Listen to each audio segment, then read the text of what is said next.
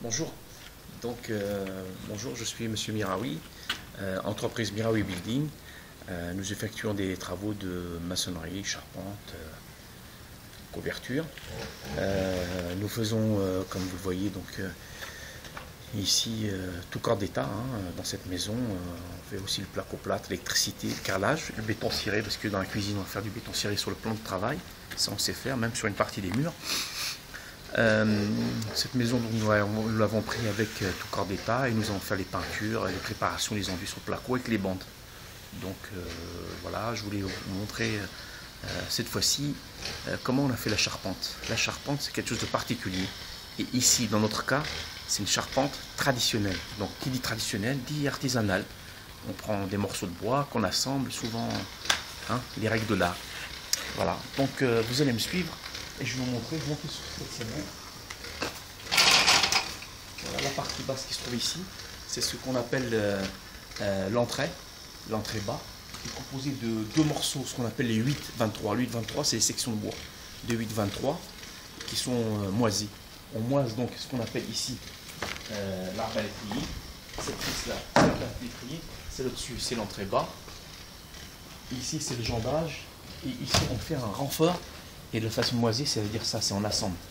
Donc, nous avons ces deux pièces ici qui font 8, 23. 23, c'est la largeur. Et donc, on perce et on boulonne. Bien sûr, nous avons fait un calcul, nous avons fait une épure sur le sol. Et nous avons, suite à cette épure, on présente les bois et on pose nos entrées et autres, on fait un assemblage à blanc. D'accord ? Et donc, ici, dans cette partie-là, on fait un renfort et on vient s'appuyer contre le mur.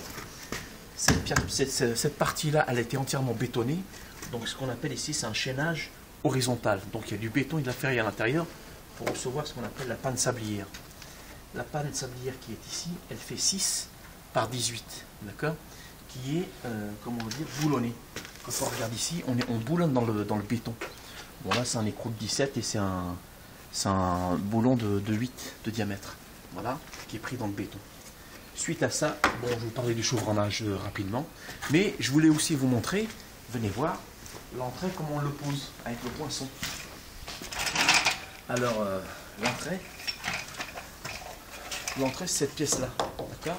Ce qui est au-dessus, c'est une pièce qui est en chaîne, c'est ce qu'on appelle le poinçon, qui est ici. Donc, on le voit ici.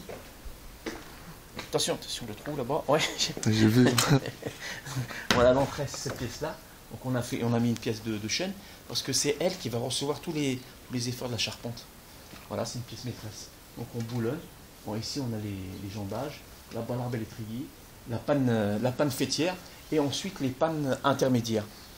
Voilà. Donc ensuite on met notre plancher et on fait ce qu'on appelle un linsoir. Donc le linsoir, c'est un morceau de chevron qu'on met à plat, qu'on cloue, et ensuite on vient mettre de la petite planchette, c'est vraiment pour fermer le grenier.